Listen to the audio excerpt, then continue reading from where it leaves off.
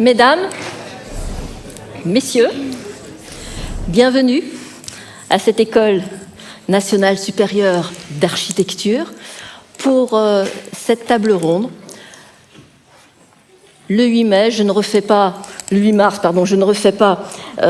l'historique et l'importance de cette journée, mais j'en profite quand même un petit peu pour vous dire que cette table ronde est organisée par Nantes Université, et Nantes Université, avec ses étudiantes et étudiants, avec tous ses personnels, s'est engagé dans la lutte contre les violences faites aux femmes, s'est engagé pour l'égalité entre les femmes et les hommes sur divers points. Nous avons adopté un plan égalité l'année dernière et nous le mettons en œuvre petit à petit.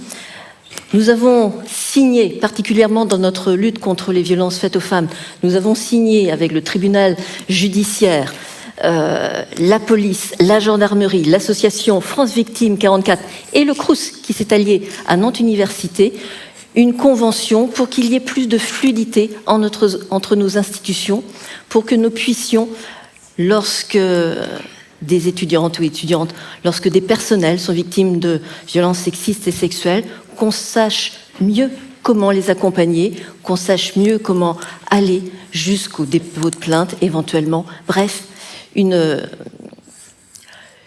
convention qui, pour nous, permet vraiment de mieux protéger nos personnels et nos étudiantes.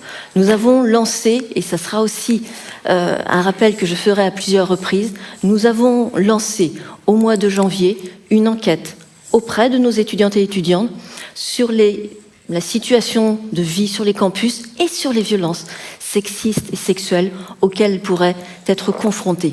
Ça ne sera pas le sujet de cette table ronde, mais c'est l'occasion pour moi de vous rappeler que cette enquête, elle va tenir encore pendant une semaine, et dans une semaine, nous la clôturerons pour en faire l'analyse ultérieurement.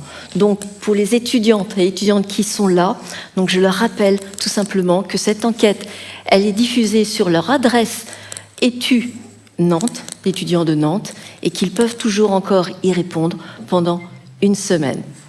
Voilà, je vous remercie, et je veux aussi d'abord remercier peut-être Monsieur Langereau, directeur de cette école, qui nous fait la grâce, la gentillesse de nous accueillir dans ce superbe amphi, et puis qui permet de faire valoir effectivement cette table ronde sur l'égalité femmes-hommes et sur l'espace public et le campus.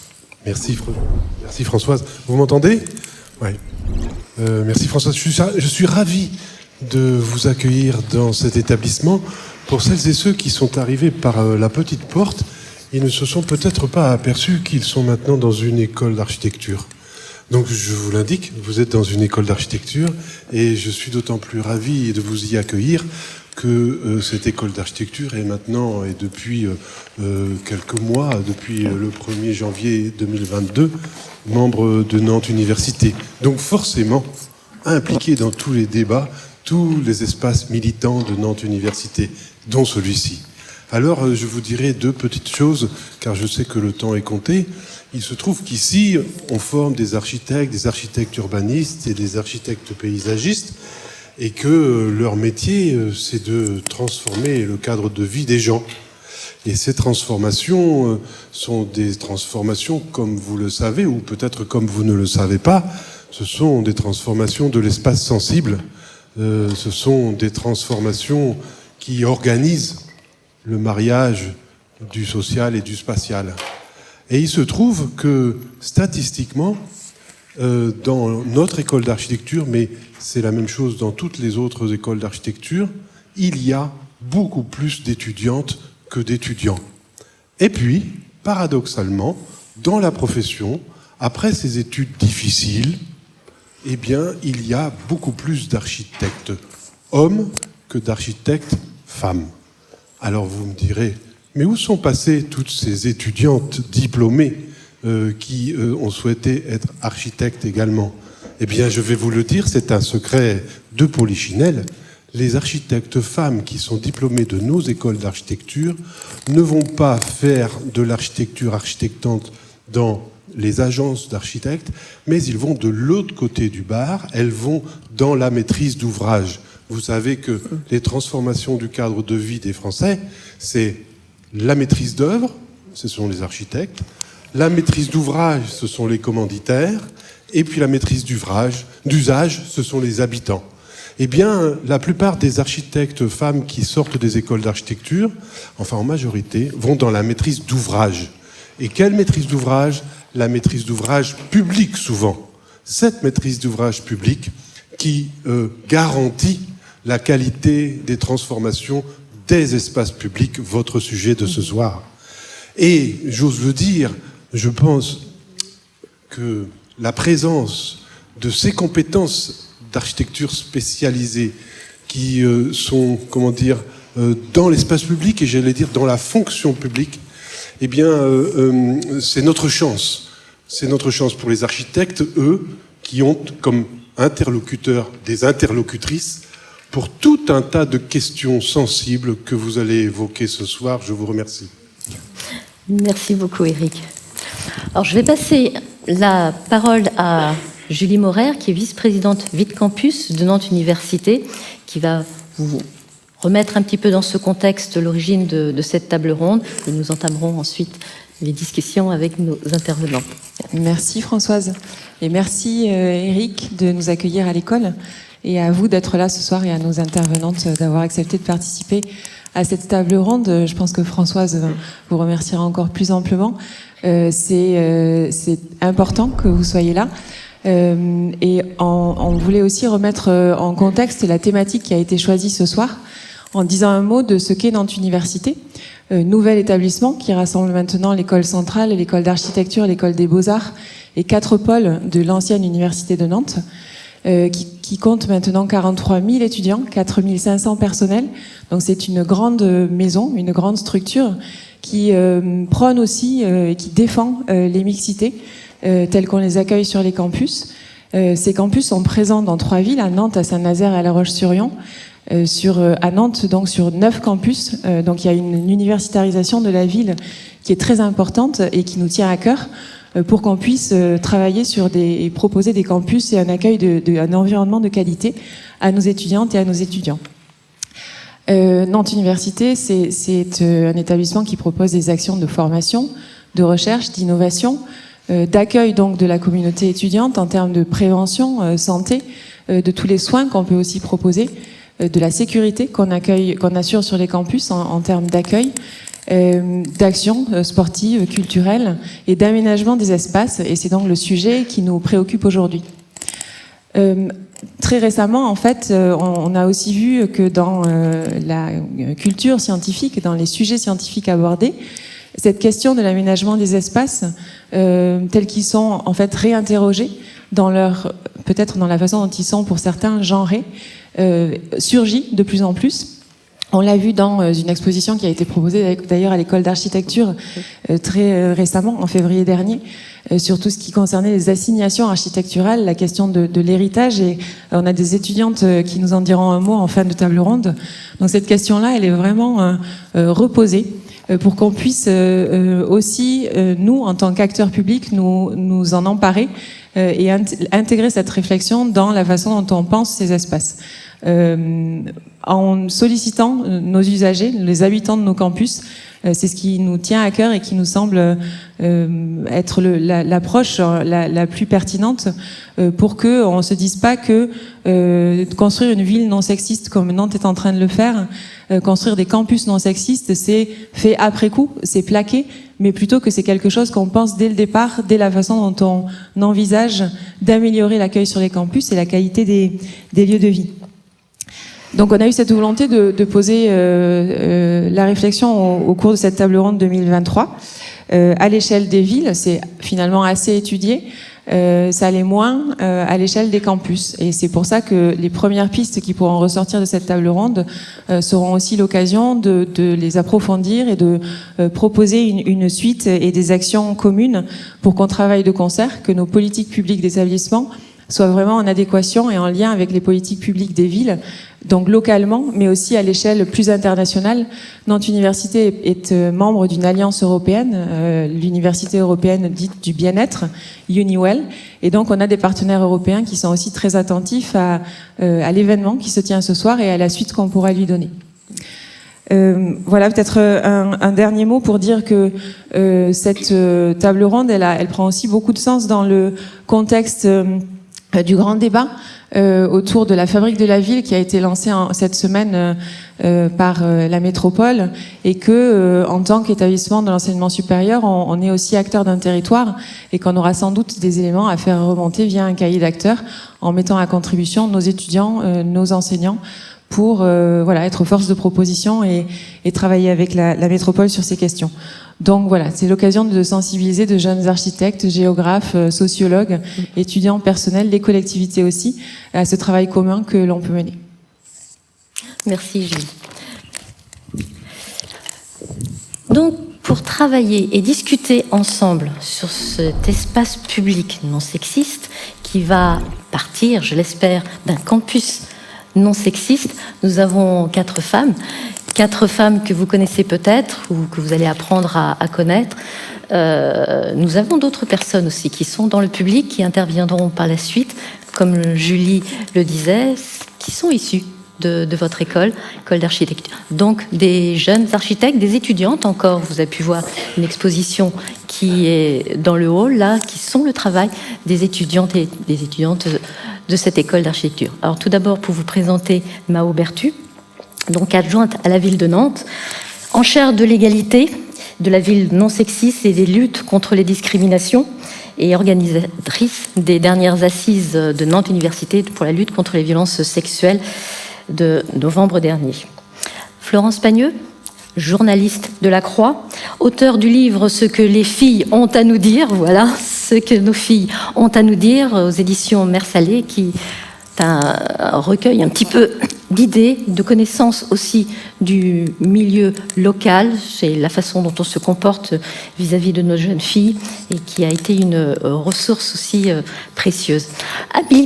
Amélie Pouillaude, qui est une étudiante, une doctorante, excusez-moi, et une étudiante aussi encore quelque part, mais une doctorante en tout, en sociologie du sport, et qui interpelle particulièrement les espaces de sport, espaces publics aussi, particulièrement présents aussi sur nos campus. Et Emmanuelle Godmer, qui est directrice associée à IA, Life Designers, et jusqu'à peu encore présidente de l'école de design de Nantes Atlantique. Donc pour commencer à évoquer ces espaces publics non sexistes qui permettent un petit peu d'apprécier tout ceci, je pense que la première avec laquelle il convient de débuter, c'est la journaliste, donc Florence Pagneux, qui connaît toutes les ingérences qu'il peut y avoir, toutes les répercussions que cela peut avoir sur le mental aussi des jeunes filles, et comment nos jeunes filles finalement, comment vous peut-être, et nos jeunes hommes aussi qui peuvent aussi être importunés, comment elles construisent des stratégies pour mieux se sentir dans cette vie. Florence. Merci, celui-là. Oui, celui-là, il marche bien. Ouais. Donc moi, ce livre, il a été réalisé à partir d'une enquête qui a été menée auprès de 800 jeunes filles de 13 à 20 ans dans notre région, Loire-Atlantique et Vendée. Et ce qui m'a beaucoup interpellée quand j'ai rédigé cet ouvrage, c'est que 8 jeunes filles sur 10, dès 13 ans donc, ont vécu ou vivront du harcèlement de rue. Et c'est vraiment quelque chose qui est massif et qu'elles dénoncent massivement. Ce qui était intéressant dans cette enquête, c'est qu'il y avait beaucoup de verbatim, donc beaucoup de témoignages de jeunes filles qui racontent leur rapport à l'espace public quand la nuit tombe ou que la foule se clarsème, et elles ont un peu toutes le même discours, c'est-à-dire que quand elles se déplacent dans la ville, déjà elles ne stationnent pas, elles traversent la ville, donc elles marchent souvent à pas rapides, et puis quand elles traversent la ville, elles se sentent souvent comme une proie, c'est un mot qui revient souvent, cette idée que finalement elles sont vulnérables dans l'espace public, parce que partout où elles passent, elles peuvent se sentir menacées, interpellées, invectivées par des hommes.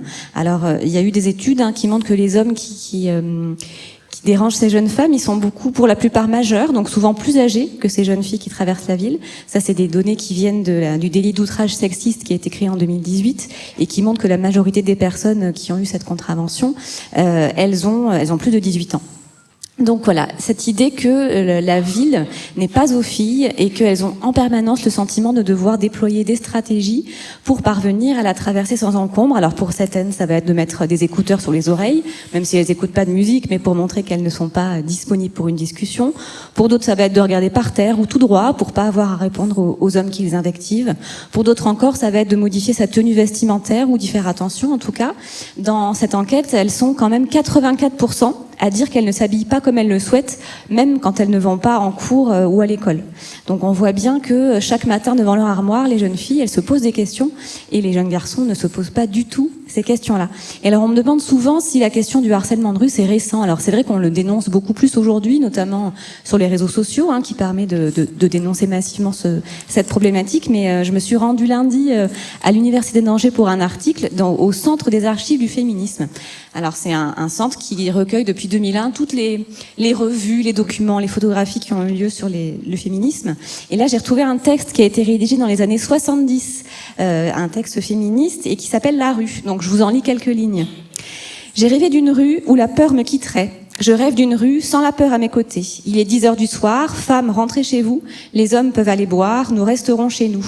Je rêve de grands murs sans images qui me vendraient, je rêve de grands murs sans mon corps sur du papier. Mais les murs sont loués à la publicité, mais les femmes sont vouées à être morcelées. J'ai rêvé d'une ville qui ne serait plus un ghetto, je rêve d'une ville sans ombre dans mon dos. Je peux toujours rêver, la rue n'est pas aux femmes, je veux toujours lutter pour que nos pas se calment. Et je trouve que ce texte, qui date de 76, est hélas encore aujourd'hui assez juste. Voilà pour le constat. Merci Florence. Amélie, oui, le micro, oui, ici. Alors, vous étudiez davantage la sociologie du sport, donc sur les campus, mais pas exclusivement sur les campus.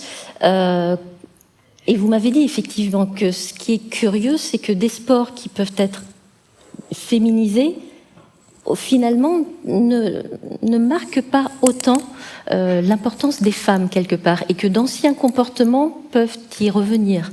Il ne suffit pas de dire qu'un sport est féminin. Oui, merci. Donc effectivement, j'y viendrai dans quelques minutes. Alors, juste pour préciser, je suis sociologue, doctorante en sociologie du sport et du genre, c'est-à-dire que je place vraiment le genre au centre finalement de mes thématiques de recherche. Alors, ce qu'on peut voir, c'est que on a quand même de plus en plus d'études qui sont effectuées par des journalistes, mais aussi des chercheuses et chercheurs en sciences sociales qui permettent de réfléchir à la notion d'espace genré. Et en tant que sociologue, je m'appuierai surtout sur mes connaissances du monde sportif pour apporter quelques éléments de réponse aux questions qui nous intéressent ce soir. Alors, d'abord, il est établi que les espaces sportifs, et notamment les clubs sportifs, puisque ce sont ceux que je prends pour étude, sont des lieux importants de production et de reproduction des inégalités, notamment des inégalités de genre. Alors pourquoi ? Parce que, dans un premier temps, le sport engage fortement le corps. Il induit une proximité physique et il place les individus dans des situations de vulnérabilité, et en particulier les femmes. Un deuxième point qui me semble important de souligner, c'est le fait que le sport entretient ce qu'on appelle une domination masculine. C'est-à-dire que le sport, c'est une activité qui est historiquement pensée par et pour les hommes. Et dans un troisième temps, il faut rappeler que le sport relaie une vision qu'on appelle naturalisante des corps. C'est-à-dire que le sport va contribuer à maintenir l'ordre traditionnel du genre. Donc, les hommes d'un côté et les femmes de l'autre, et surtout une vision hiérarchisante des corps. Il est admis que les performances des hommes sont supérieures à celles des femmes. C'est un stéréotype, en tout cas, qu'on entend de manière assez courante. Donc, pour toutes ces raisons, on peut dire que le milieu sportif n'est pas neutre du point de vue du genre. Ensuite, ces dernières années, dans le mouvement sportif, on constate que on a des politiques de féminisation qui sont mises en place. Pour autant, même si ces politiques, elles visent à améliorer l'accès des femmes au sport, on s'aperçoit que les inégalités de genre persistent tout de même.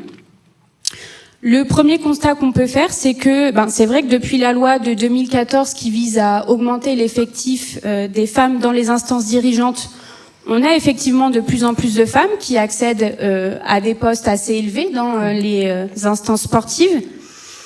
Néanmoins, on remarque que ces femmes, elles restent globalement évincées des postes de pouvoir, notamment lorsque les fédérations possèdent un nombre important de licenciés ou lorsqu'elles possèdent une forte visibilité médiatique. À l'heure actuelle, on a seulement 3 ou 4 femmes qui sont présidentes de fédérations olympiques sur 34, je crois, 34 fédérations existantes. Donc, ce qui reste très peu. On a un deuxième point que vous mentionniez tout à l'heure, Françoise, c'est le fait que les espaces de pratiques sportives non mixtes, ou alors très peu investis par les hommes, comme c'est le cas par exemple de la gymnastique, de la natation synchronisée, etc., ne sont pas forcément des espaces qui sont moins discriminants envers les femmes. Donc dans le cadre de ma thèse, j'étudie plus précisément la gymnastique rythmique, donc qui est un sport dérivé de la gymnastique qu'on connaît, la gymnastique standard. Les hommes sont quasiment absents de cet espace et pourtant les femmes restent enfermées dans les carcans de la féminité traditionnelle et finalement contribuent à reproduire ces normes entre elles. Donc en fait, permettre aux femmes de pratiquer un sport entre elles ne suffit pas forcément pour atténuer les discriminations envers elles.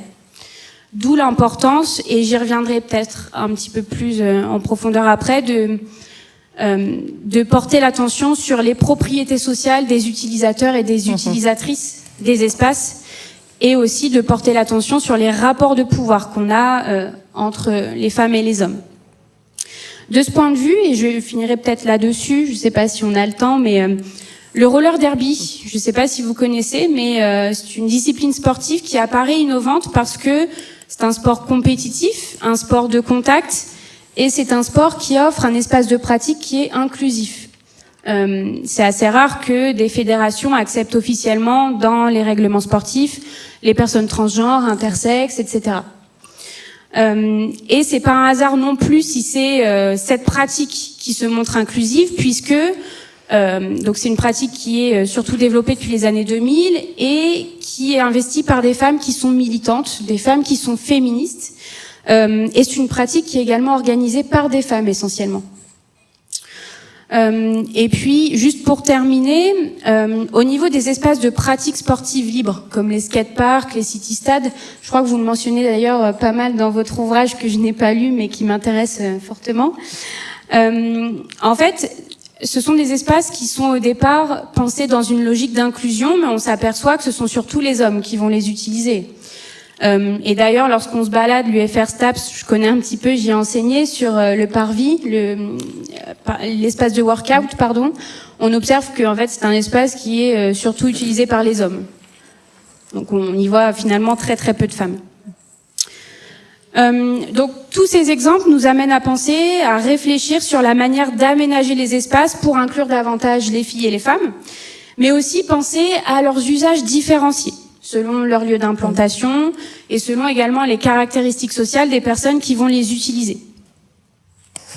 Merci Amélie. Donc c'est vrai qu'en substance, il ne suffit pas d'installer des espaces sportifs féminins pour que véritablement l'égalité des droits s'installe. Qui dit sport dit santé quand même un petit peu. Madame Godmer, vous entendez bien démontrer que l'espace est un déterminant de santé. Et l'espace public est un déterminant de santé. L'environnement dans lequel on évolue est fondamental et l'urbanisme peut être favorable à la santé.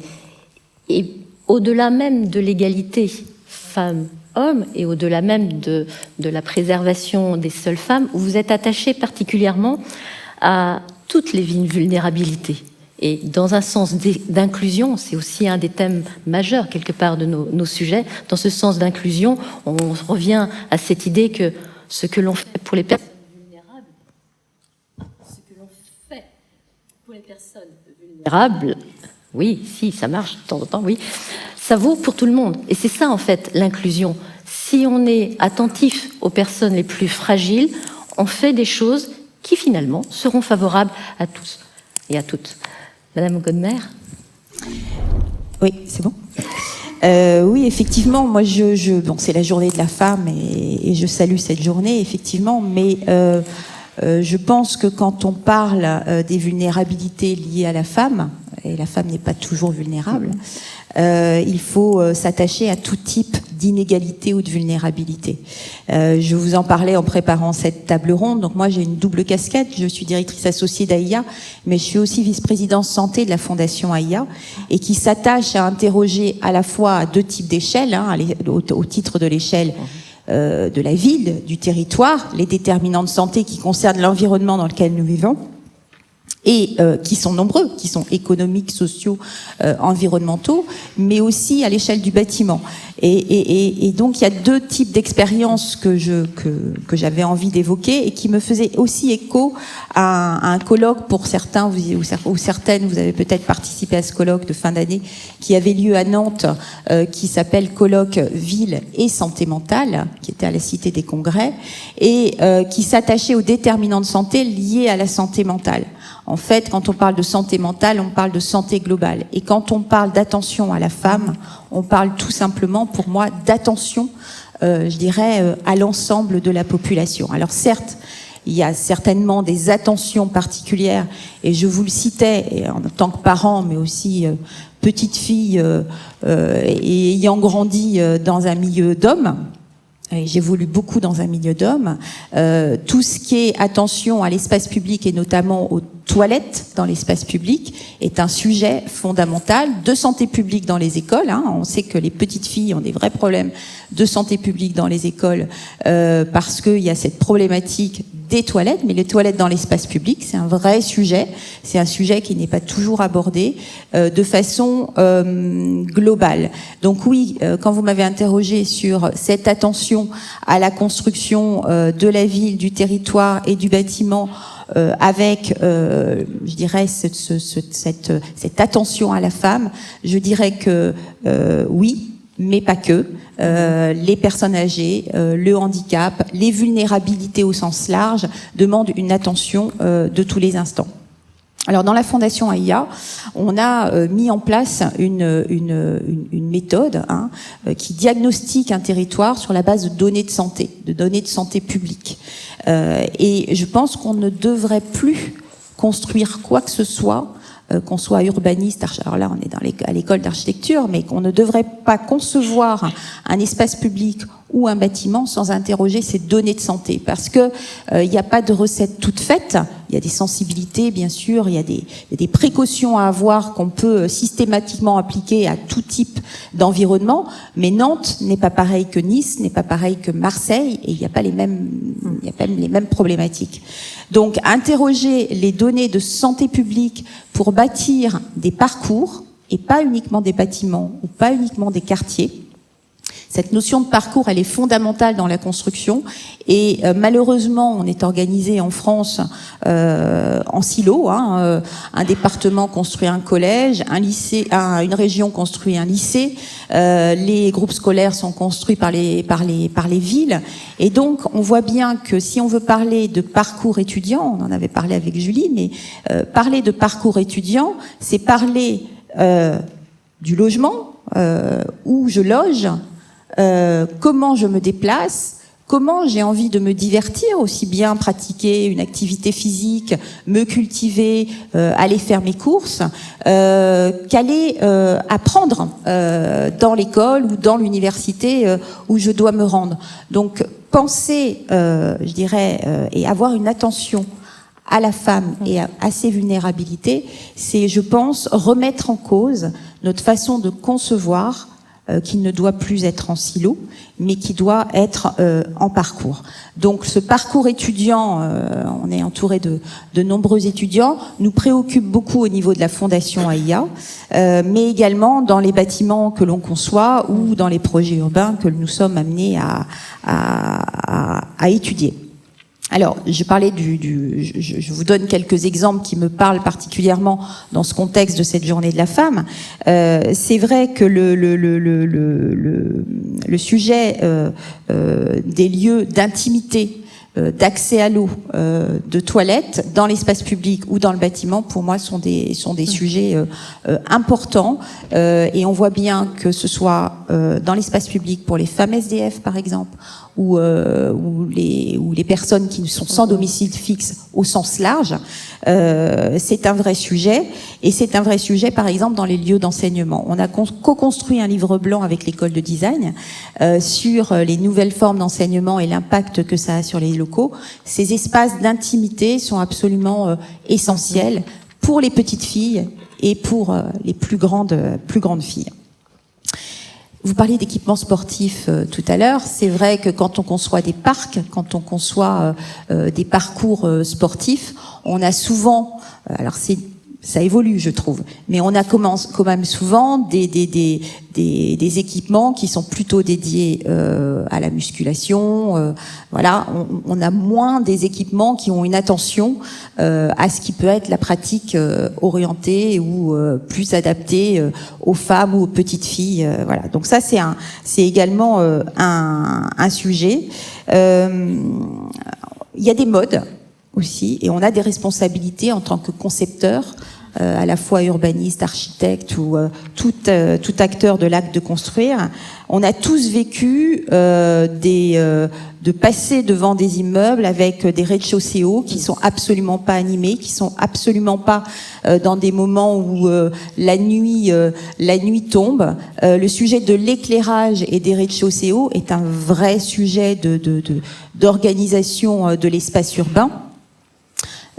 Ici même à Nantes, il y a des parcours que je trouve particulièrement, en tout cas moi, même à mon âge, je me sens pas très très rassurée. Peut-être y a-t-il un sujet lié à l'éclairage public. Alors, on en parlait en préparant la table ronde, mais on va y revenir peut-être.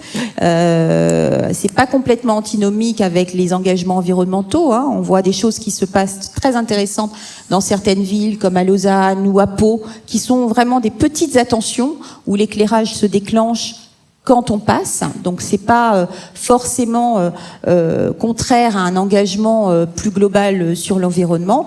Donc voilà, toutes ces petites attentions, pour moi, effectivement, sont une attention pour la sécurité et je dirais la problématique que nous évoquons aujourd'hui, mais pas que, et je m'y attache.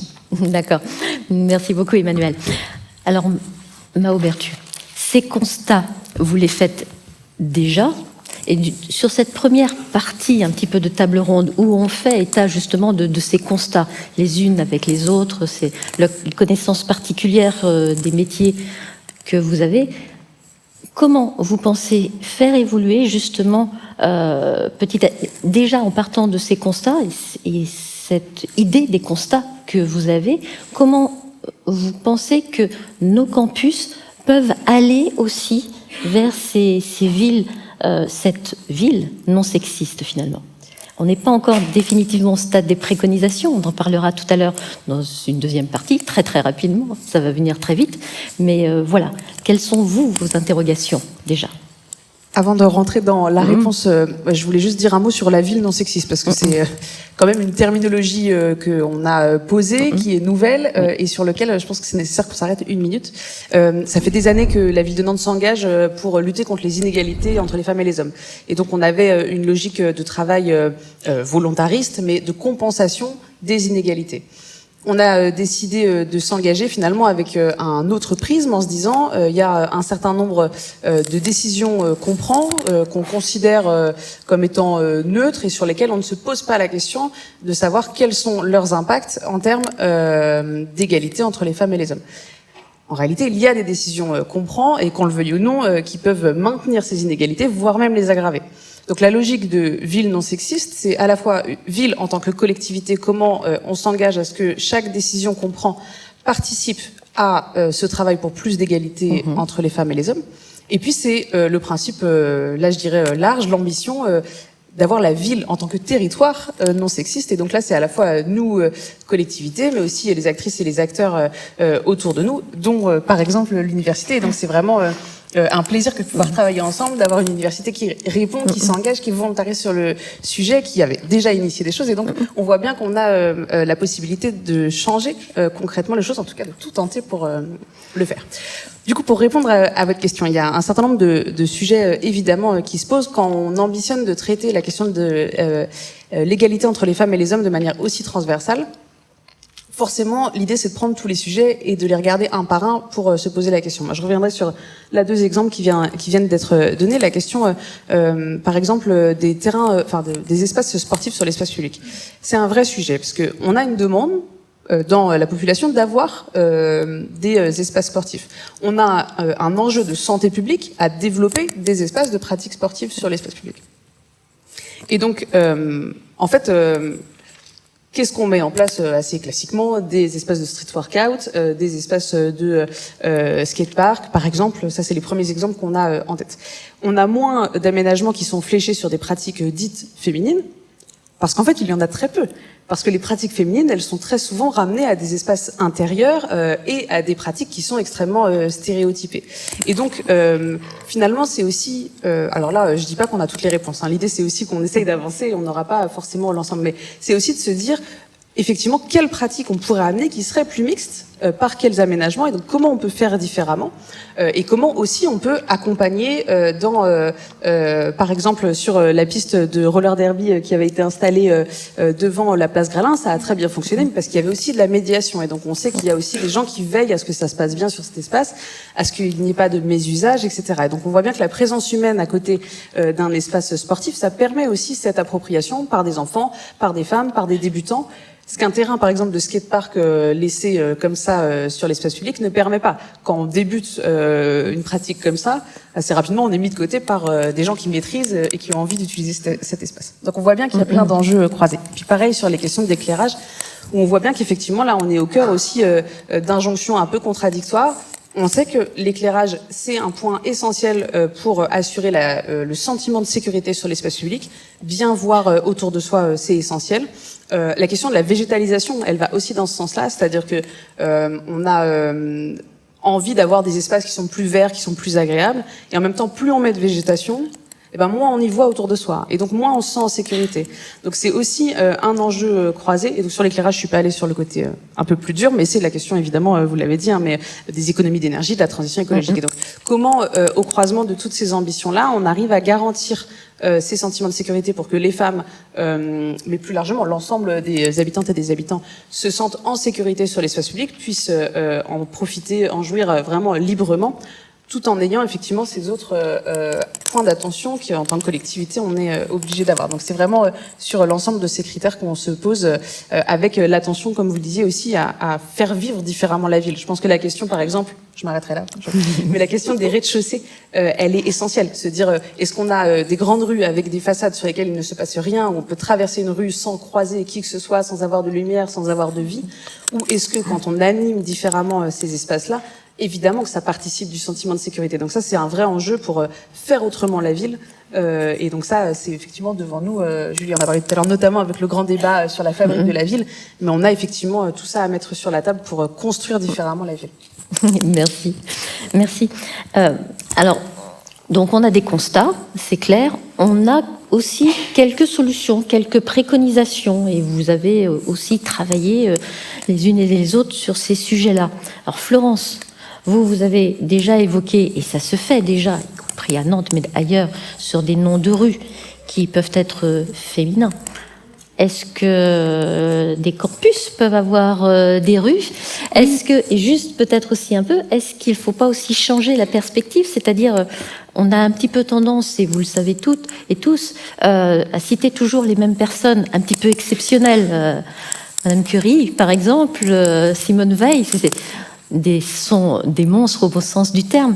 Mais est-ce que des gens exceptionnels, mais est-ce que tout le monde arrive forcément à s'identifier à ces personnes exceptionnelles? Est-ce qu'il ne faut pas parfois aller vers des personnes un petit peu plus lambda, normales? Laurence? Oui, alors dans mon livre, il ne faut pas rester sur un constat trop sombre. J'ai essayé à chaque fois d'évoquer des solutions possibles pour venir prendre ces sujets à bras le corps. Et alors sur les sujets qui concernent le long terme, il y a effectivement de renommer les rues. Alors ça peut être les rues qu'on traverse, mais aussi les rues des campus. Il y a l'université Paul Sabatier de Toulouse qui a un pôle scientifique et qui a décidé de renommer toutes les allées et les mini-rues de son campus avec des noms de femmes scientifiques. Pas forcément des femmes scientifiques très célèbres à la Marie Curie, mais des femmes scientifiques qui ont, pour certaines, travaillé sur l'intelligence artificielle, pour certaines eu des prix scientifiques, mais sans être foncièrement connues. Et l'une des scientifiques qui a mené à bien ce projet expliquait que c'était important pour les jeunes femmes qui circulent dans ces campus de s'identifier avec des scientifiques lambda, qui ont eu des carrières intéressantes, pour se dire qu'elles aussi, elles en étaient capables, et que ce soit moins écrasant, effectivement, que Marie Curie. Après, quand on se projette sur du long terme, il y a aussi, Nantes commence à le faire, les questions des cours de récréation non genrés, où on essaye dès le plus jeune âge, même parfois à la crèche, d'inciter à des jeux plus mixtes entre filles et garçons. Et moi, j'en ai visité une récemment, c'est l'école des Châtaignies dans le quartier des Dervalières, je crois.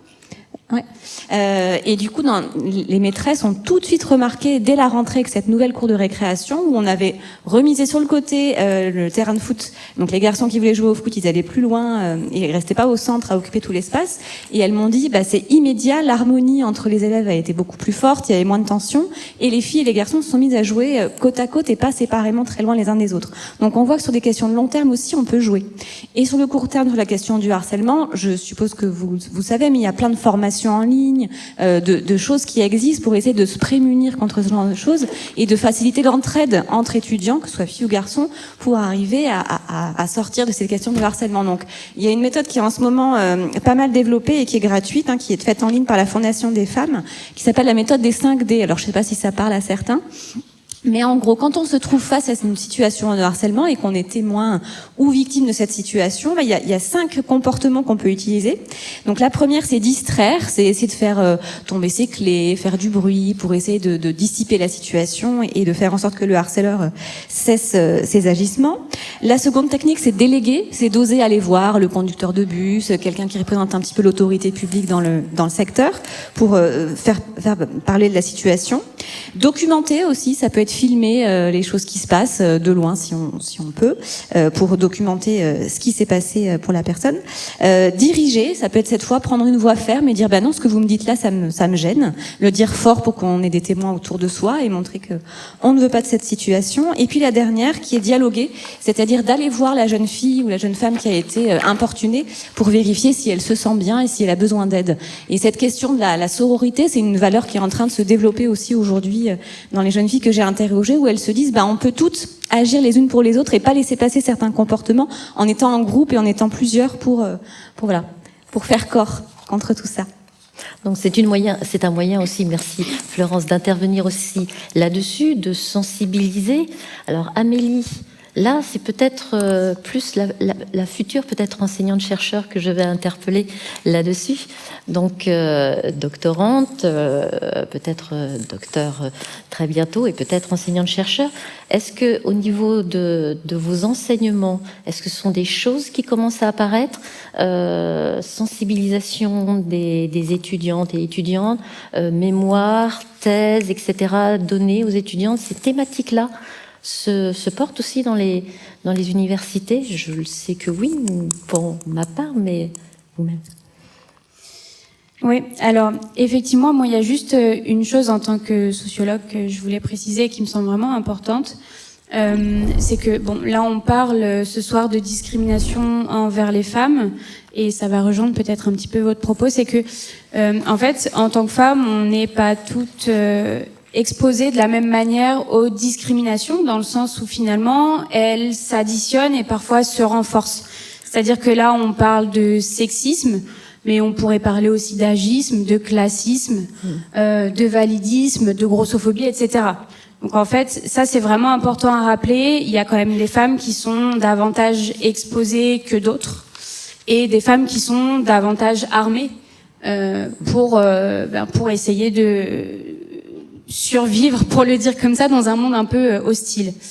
Alors, juste pour revenir un petit peu sur l'espace sportif, parce que c'est un espace que je connais bien, c'est quand même un espace qui se montre assez réfractaire au changement, notamment parce que c'est un espace qui est dirigé par les hommes, comme je l'ai dit tout à l'heure, et que la vision des corps qui prime dans cet espace, c'est une vision biologique. On voit vraiment les corps sous l'angle biologique, avant de le voir sous un angle social.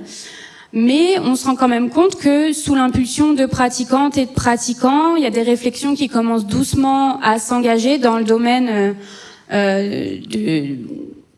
d'énonciation de ces inégalités et qui sont quand même porteuses d'espoir. Pour donner un ou deux exemples rapides, à l'occasion des Jeux Olympiques de Tokyo en 2021, on a les gymnastes allemandes qui ont voulu dénoncer la sexualisation de leur corps, notamment en se présentant en académique plutôt qu'en juste au corps. Et c'est quand même dans un sport qui est médiatisé et à dominante féminine, un message qui a été assez fort. Un autre exemple rapide, et qui concerne cette fois plutôt le sport universitaire. En décembre 2022, donc c'est tout récent, il y a une professeure de Sciences Po Paris qui a été virée suite à des plaintes d'étudiants et d'étudiantes dénonçant des propos discriminants. Donc on voit bien en fait l'émergence de ces questions liées aux discriminations et au consentement qui commencent à émerger dans le débat public et qui sont également de plus en plus prises au sérieux. Et je vais revenir, comme vous l'avez indiqué, sur mes expériences d'enseignement. Oui. Alors effectivement, j'ai enseigné l'an passé à l'UFR STAPS de Nantes et je me suis aperçue que les étudiants et étudiantes, mais en particulier les femmes, se montraient vraiment de plus en plus intéressés par des sujets comme la pratique sportive des femmes ou encore le traitement des inégalités de genre dans l'espace sportif. Pourquoi ? Tout simplement parce que je pense que ce sont des expériences qui entrent particulièrement en résonance avec leurs expériences de vie. D'où la nécessité d'accorder une place importante à ces thématiques dans les maquettes de licence et de master, parce qu'en 2023, il apparaît quand même plus qu'important de former les futurs professionnels du monde du sport à ces questions, mais également d'inclure les hommes dans ces réflexions. J'ai également eu l'occasion d'enseigner aux étudiants PASS, donc anciennement PASSES, les étudiants qui se destinent aux études de santé. J'ai proposé des cours de sociologie qui étaient des cours optionnels, mais où on a évoqué des thématiques comme les inégalités d'accès aux soins selon le genre, ou encore des thématiques portant sur les normes professionnelles selon le genre dans le secteur de la santé. On pouvait par exemple aborder avec les étudiants que les chirurgiennes qui sont minoritaires font face au sexisme ordinaire dans le cadre de leur profession, alors que les infirmières qui sont plutôt majoritaires vont être subordonnées aux médecins et plutôt cantonnées à un travail d'écoute et d'assistance. Et c'est des thématiques qui ont plutôt fait réagir les étudiants, qui les ont bousculés. Donc je pense que c'est vraiment nécessaire de les aborder avec eux. Et de manière plus générale, je finirai là-dessus, mais intervenir sur ces questions auprès d'un public nécessite de s'adapter aux caractéristiques des publics visés. C'est-à-dire que c'est pas la même chose de parler des inégalités de genre selon qu'on s'adresse aux étudiants de sociologie, aux étudiants de droit, aux étudiants de STAPS, aux étudiants en médecine. On n'a vraiment pas affaire au même public. On n'a également pas affaire aux mêmes répartitions de genre. Donc voilà, ce sont les facteurs qu'il est important de prendre en compte. Merci Amélie. Alors, Emmanuel, vous avez déjà évoqué tout à l'heure certains éléments. On sait que vous êtes sensible justement à l'inclusion. Vous avez évoqué ensemble, quand on a préparé cette table ronde, peut-être de réfléchir à la commande publique quelque part, d'éviter de voir les choses en silo et de faire... Alors c'est un grand chantier pour le cas qui ne relève pas simplement de cette table ronde, mais il y a peut-être quelque chose à faire. Est-ce que vous pouvez l'expliquer un petit peu ? Oui, effectivement, ça rejoint ce que j'évoquais tout à l'heure sur la notion de parcours usager, parcours santé globale, parcours ville de tous les âges, parcours étudiant. Je pense qu'il y a un certain nombre de déclinaisons en fonction des territoires de parcours à identifier. Et quand on pense parcours, il faut pouvoir porter à la fois du point de vue de la vision politique, Et là, le lancement du grand débat sur la fabrique de la ville est clairement une opportunité de déposer des idées d'expérimentation. Et ça, de ce point de vue-là, je salue vraiment cette initiative.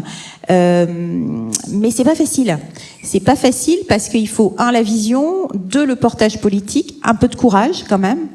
Et puis la capacité à travailler ensemble. Quand je dis travailler ensemble, si je prends l'exemple du parcours étudiant, on est ici entouré d'étudiantes nombreuses et de quelques étudiants. Encore une fois, on part du logement, on part du lieu où on commence sa journée. Et on déroule la journée et on y revient, etc. Donc penser cela, ça veut dire que le directeur de l'école d'architecture tout à l'heure parlait de la construction, de maîtrise d'ouvrage, maîtrise d'œuvre. Donc qui est donneur d'ordre pour la construction d'un logement?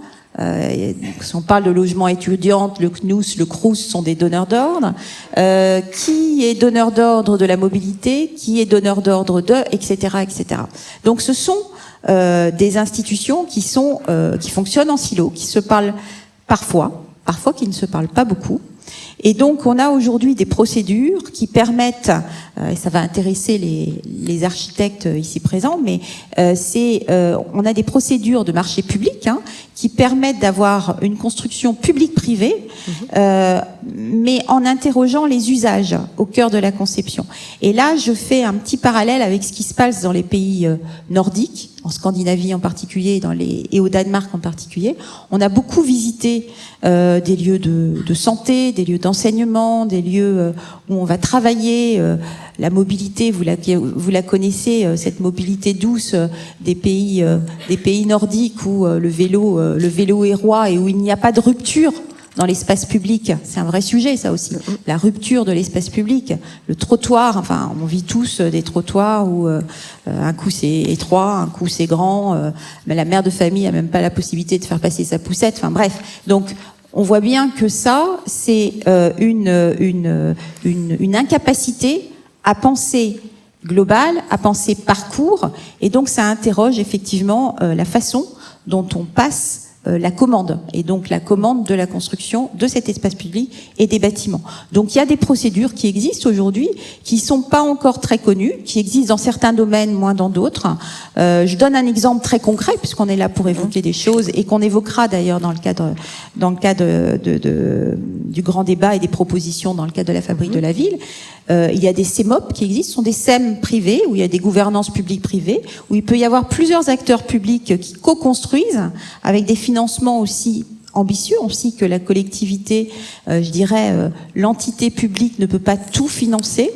Mais si on veut avoir une vision, accompagner cette vision, construire le parcours, il faut accepter, je pense, de faire ce pas de côté. On est à Nantes, donc on fait ce pas de côté à la nantaise et on ose expérimenter.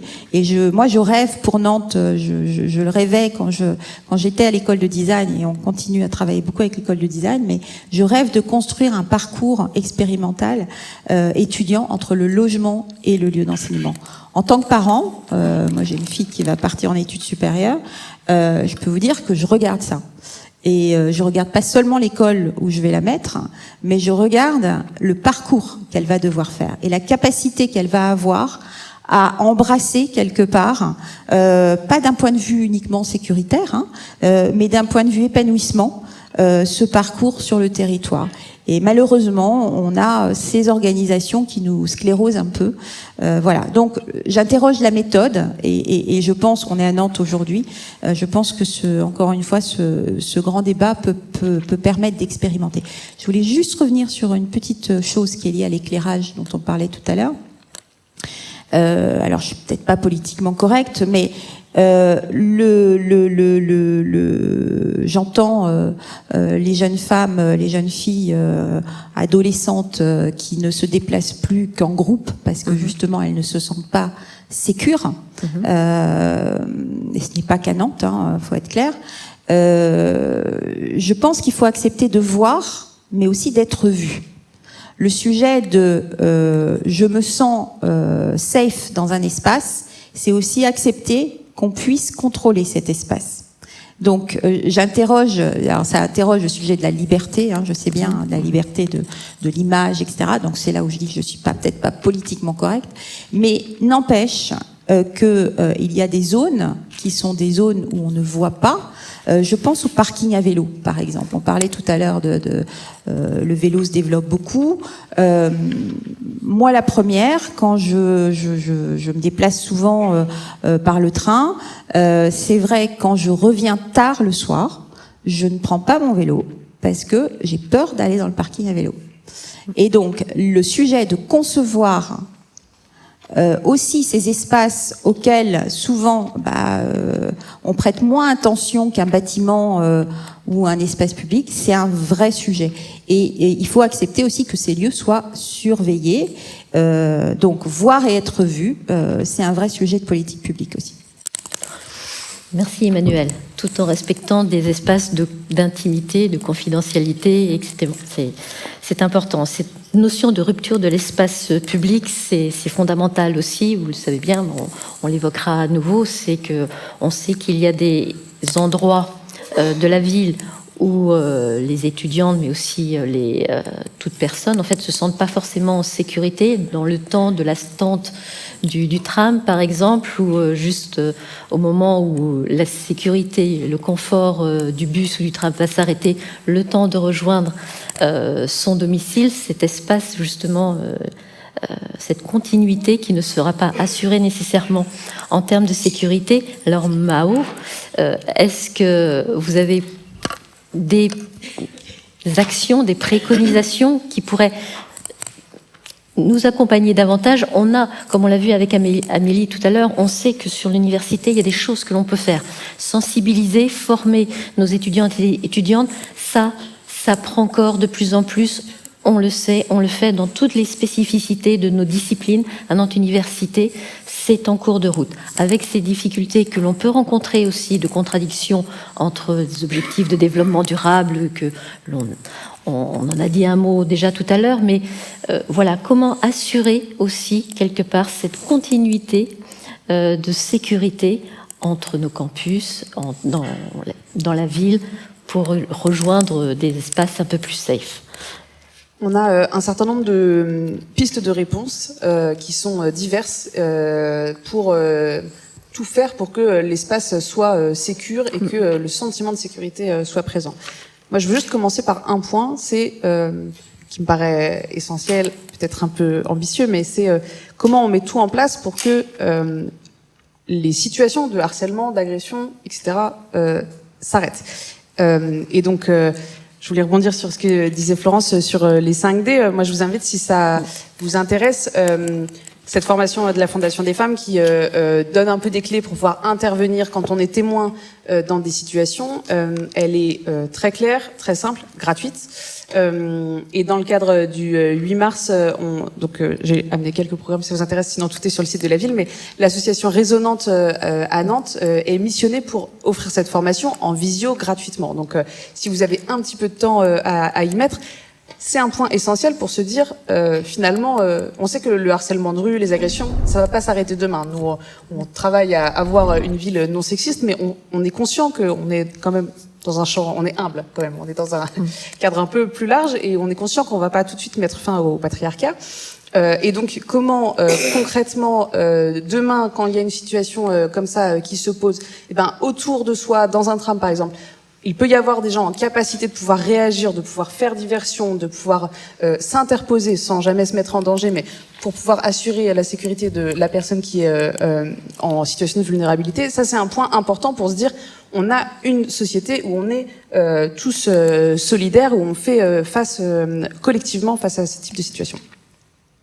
Comment nous, collectivités, on peut, donc outre l'accompagnement pour ce changement de société qu'on appelle de nos vœux, comment on peut participer à ce que l'espace public soit sécure? Il y a toute une palette de réflexions. La question, donc j'en parlais un peu, mais la question de l'éclairage, la question de l'aménagement en tant que tel de ces espaces, les recoins, etc. Enfin voilà, ça c'est une question vraiment d'urbanisme, de forme de nos places qui a un impact direct sur la question du sentiment de sécurité. Il y a la question de la présence humaine. En fait, ça c'est vraiment central, c'est-à-dire que c'est quelque chose qu'on a expérimenté depuis quelques années maintenant sur le hangar à bananes. Entre le hangar à bananes et le retour au transport public, on a un espace, une esplanade immense sur laquelle déjà on n'y voyait pas forcément hyper bien, donc on a travaillé sur l'éclairage, et puis ensuite, même quand on le voit, on a un espace extrêmement grand, extrêmement vide à traverser. Et donc ça peut pas être sécurisant. Donc on a travaillé à la présence humaine, donc là à la fois par des médiateurs qui sont présents, par là une expérimentation avec des food trucks qui sont posés le long de la route, qui permettent d'avoir des espaces où on peut croiser quelqu'un. Donc c'est toujours un point de repère finalement quand on a besoin sur l'espace public. Ça change la donne. Donc ça c'est des choses qu'on expérimente. On a lancé un appel à projet dans le cadre de ce qu'on appelle la ville la nuit, vivre la nuit différemment, sur lequel là on a ouvert un peu tous les champs des possibles en disant à tous les acteurs du territoire, si vous avez des propositions pour faire en sorte que on vive mieux ensemble ces temps-là qui peuvent être des moments compliqués alors que ça ne doit pas l'être, ça doit être des moments où on peut vivre la ville pleinement. Et ben proposez-nous et ensuite on vient vous accompagner, vous financer. Donc là il y a je crois une vingtaine de projets qui ont été sélectionnés et qui vont se déployer en 2023, qui sont là pour le coup extrêmement divers, de la formation de professionnels dans les établissements pour pouvoir repérer des situations problématiques, pour pouvoir intervenir, à de la présence sur l'espace public, etc. Et puis après on a aussi voilà des questionnements qui sont plus sensibles, sur lesquels, là aussi, politiquement, il peut y avoir débat, mais moi, je pense que c'est aussi une partie des réponses, et ça fait partie des choses qui peuvent être des réponses à la question de l'espace public, c'est la question de la vidéoprotection. Nous, c'est quelque chose qu'on a mis en place à Nantes, dans des points stratégiques où on sait que ça peut être utile. Ça permet deux choses, parce que quand on met la vidéoprotection, on a au centre de supervision urbain des agents derrière qui regardent l'ensemble des caméras, c'est-à-dire qu'on filme pas dans le vide, on a des gens qui sont derrière, qui permettent, c'est déjà arrivé, donc on voit bien que là c'est efficace, de déclencher des patrouilles pour avoir de la présence humaine, la police municipale par exemple, qui viennent sur place dans des situations problématiques. Ça permet aussi, là on est vraiment a posteriori, donc c'est évidemment jamais dans l'urgence de la situation, mais ça permet aussi de pouvoir alimenter des enquêtes, ce qui est aussi une réponse en termes de justice sur le bout. Donc ça, c'est un sujet qui est compliqué, on le sait, là aussi sur des questions de être vu, la liberté, etc. Mais ça permet d'avoir une partie de réponse sur ces questions de sécurité. Et je parlais de présence humaine, il y a aussi la question de la présence et de quelle présence on a. Donc nous, on a là engagé plus de recrutement de police municipale, on a développé une police métropolitaine des transports en commun qui est présente dans les transports, et ces agents, on les forme, on les sensibilise à savoir détecter des situations de harcèlement sexiste, d'outrage sexiste. Et ça aussi c'est important, parce qu'il suffit pas de mettre du personnel sur l'espace public, mais il faut bien les accompagner à savoir détecter ces situations pour qu'ils puissent être en capacité d'agir le cas échéant. Voilà, on a vraiment une palette large, et là encore on dit pas qu'on détient l'ensemble des réponses, et c'est pour ça que c'est important en tant que collectivité. Moi je pense qu'on puisse avoir des temps comme cet appel à projet qu'on vient de lancer, qui sont vraiment des portes ouvertes pour se dire on veut construire ensemble différemment et finalement tout tenter pour être sûr que la ville soit la plus agréable pour tout le monde. Merci. Vous me parliez aussi, on a évoqué cela ensemble, des arrêts de bus à la demande, et c'est quelque chose qui n'est peut-être pas encore assez connu, mais pourtant qui fonctionne. Quand c'est connu, ça fonctionne très très bien.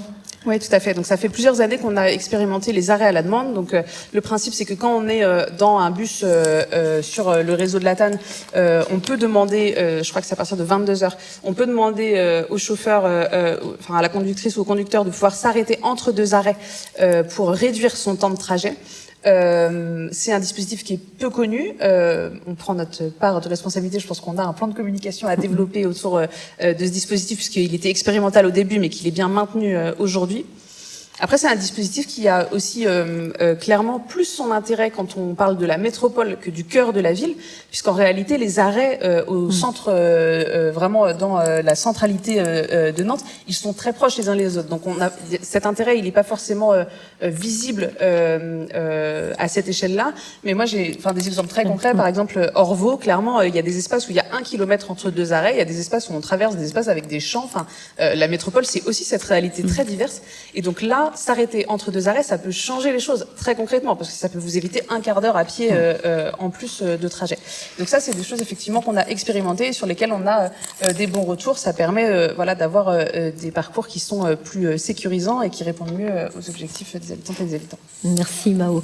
Donc on a quand même des solutions, des propositions, des idées aussi qu'il convient de connaître, qu'il convient de répandre.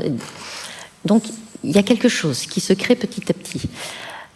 Mais il y a encore d'autres choses qui vont venir, et peut-être des plus jeunes, quelque part. Je voudrais évoquer là avec vous, et puis on va les faire venir sur scène un petit peu, des jeunes architectes issus de cette école qui se présentent comme des membres du collectif à côté, et qui ont travaillé déjà un petit peu, qui ont déjà du moins été visités les campus de Nantes Université. Il y en a plusieurs, elles ont déambulé. Elles se sont présentées notamment sur le campus Tertre, qui était un petit peu agité ces temps derniers. Elles ont visité aussi le campus que l'on appelle le campus Santé Centre-Ville, c'est-à-dire le campus dont fait partie l'école d'architectes aussi quelque part, qui comprend justement la faculté de médecine, d'orthodontie, de pharmacie, la présidence de Nantes Université. Donc il y a le CHU qui est pas loin. Et ces propositions qu'elles font, ces débuts de propositions, c'est pratique justement parce que c'est pas une conclusion qu'elles vont faire aujourd'hui. C'est au contraire, c'est une avancée pour la suite. On fera peut-être plus tard, l'année prochaine, peut-être un bilan de ce qui aura pu être mis en place, et réflexions qui auront pu être avancées. Et leur réflexion, c'est que les solutions peuvent se trouver justement dans les micro-échelles, dans les interstices que l'on a tendance un petit peu à négliger parfois, mais qui sont parfois indispensables au mieux vivre sur un campus et qui peuvent venir compléter ces solutions que Mao Bertu a évoquées, que nos autres partenaires ont évoquées. Voilà, c'est comment on introduit un petit peu dans ces interstices une réflexion visant à avoir un campus non genré dans un espace non genré. Si vous voulez peut-être revenir tous les deux.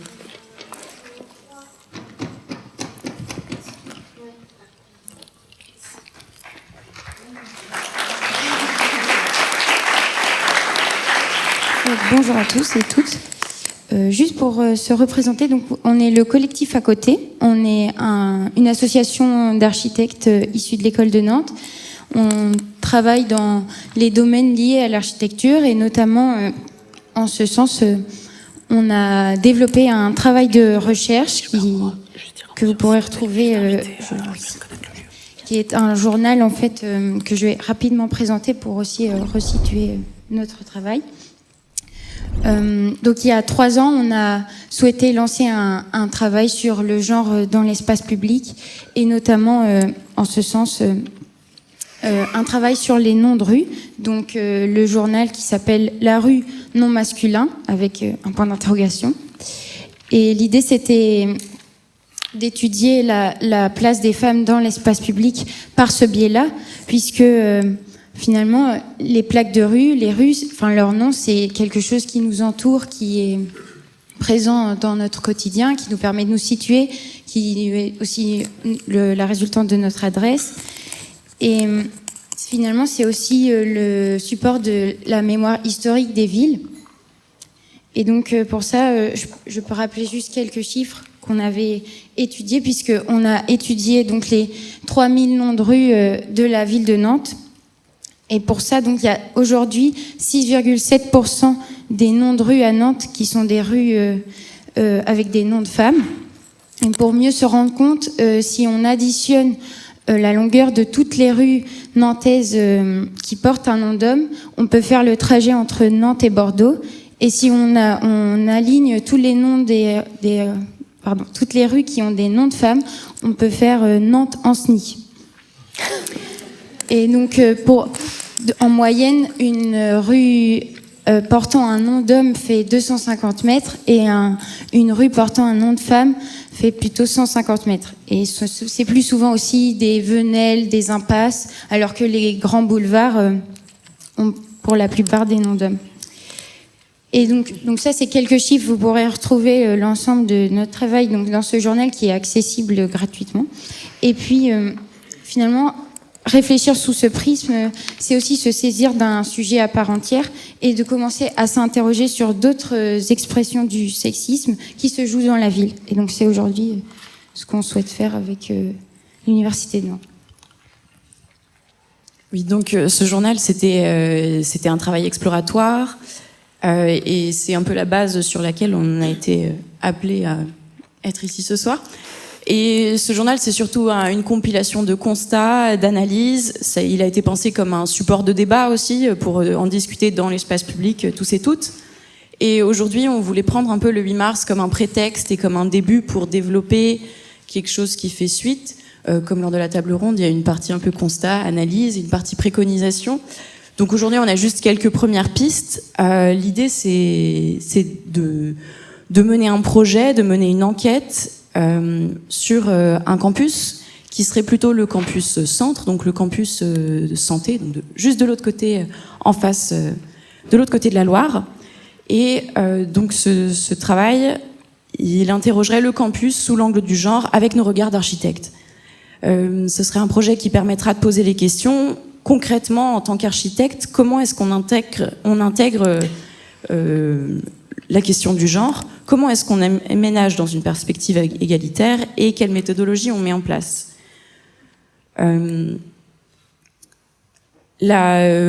Pour cette question de la méthodologie, on a pour l'instant relevé 4 points qui ont aussi été évoqués pendant la table ronde.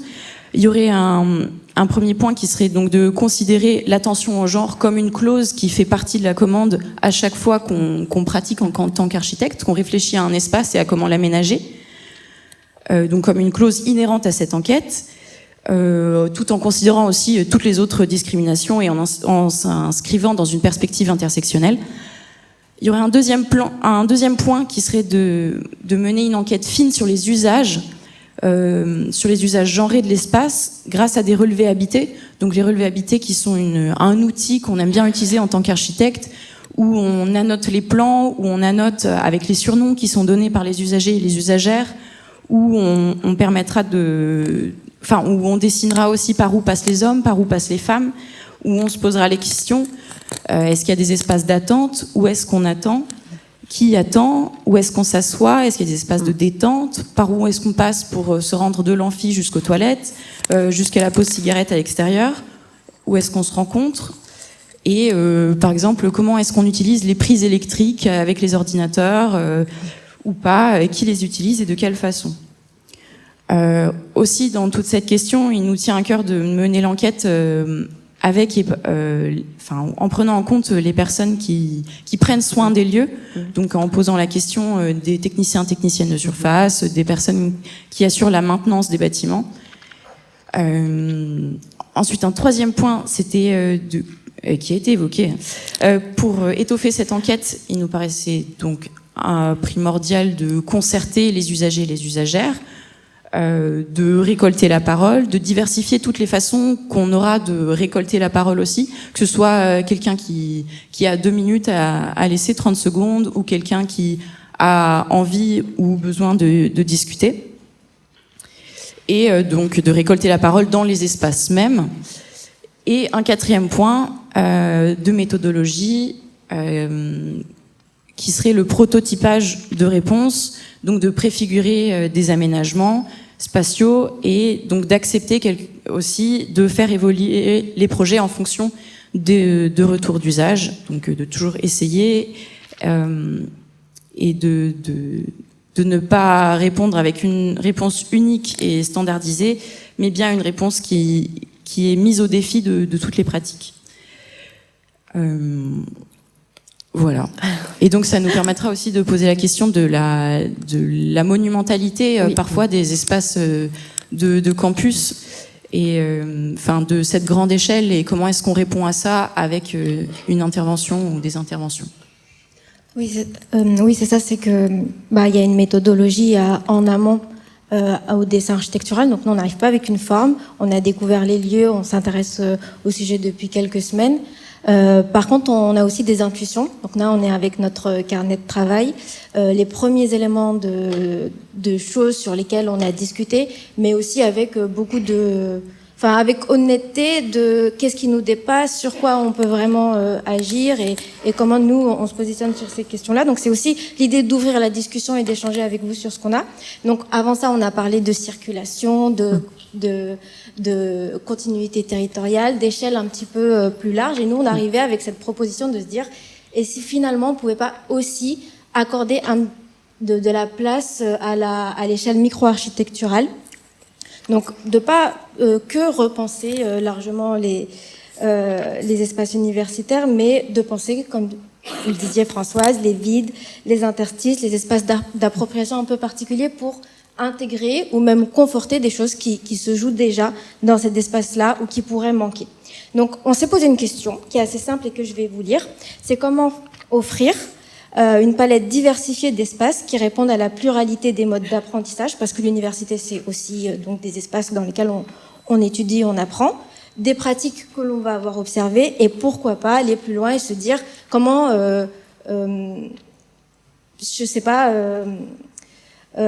proposer un aménagement aussi qui ouvre des possibilités qu'on n'aurait pas encore soupçonnées, surtout si on rentre dans un peu les modalités d'apprentissage, l'université, ça se réinvente tout le temps, la façon d'étudier des étudiants, etc. Donc il y a aussi cet enjeu-là.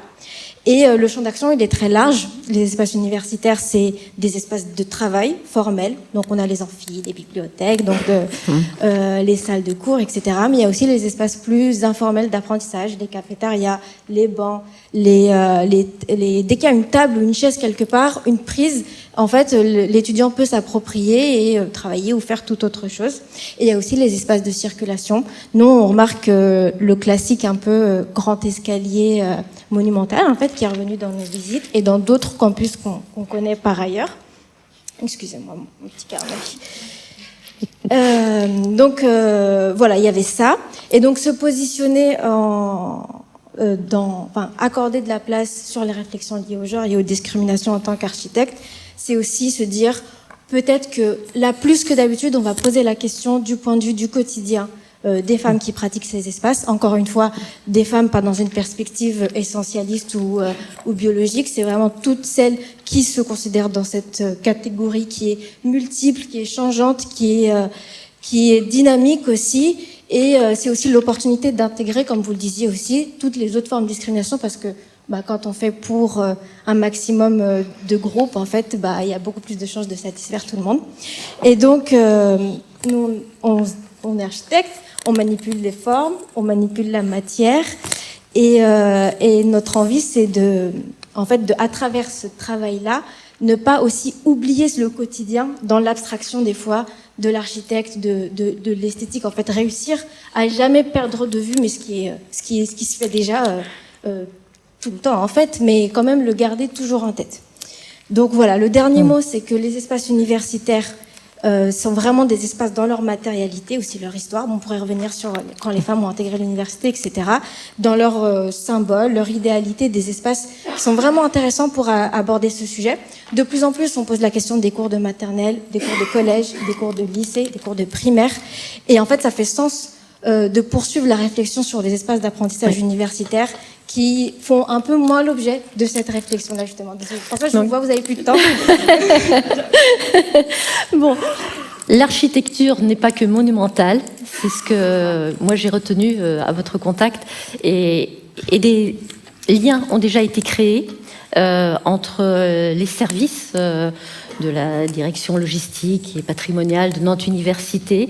Vous avez déjà commencé à réfléchir, il y a d'autres choses qui vont se faire, et ça continuera, parce que comme je le disais tout à l'heure, c'est pas une conclusion, c'est vraiment un engagement aussi.